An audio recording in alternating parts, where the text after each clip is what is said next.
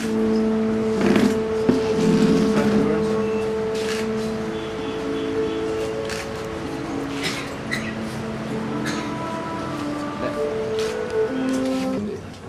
పేరేమో అరుముగం అలియాస్ అజయ్, ఇంకొకతను పెరుమాల్.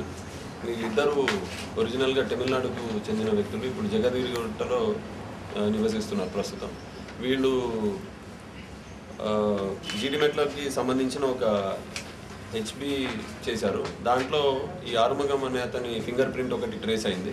ఆ ఫింగర్ ప్రింట్ ట్రేస్ అయిన తర్వాత ఈ ఆరుముగంని ఇంట్రాగేట్ చేస్తే ఆరుముగం తర్వాత పెరుమాల్ ఇద్దరు కలిసి జీడిమెట్ల పిఎస్ లిమిట్స్లో ఒక 10 నేరాలు చేసినట్టు వీళ్ళు ఒప్పుకున్నారు.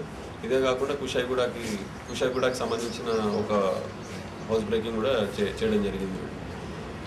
వీళ్ళిద్దరూ ఇంతకు ముందు 2006లో ఇదే నేరాల కింద అరెస్ట్ అయ్యారు. అప్పుడు ఒక 6 months కన్విక్షన్ కూడా వచ్చింది వీళ్ళకి.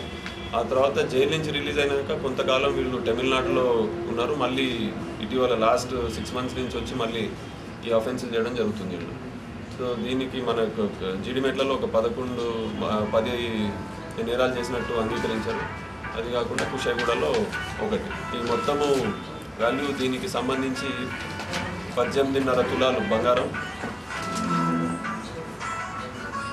ఒక హీరో హోండా మోటార్ సైకిల్ వీళ్ళ దగ్గర నుంచి రికవర్ చేయడం జరిగింది.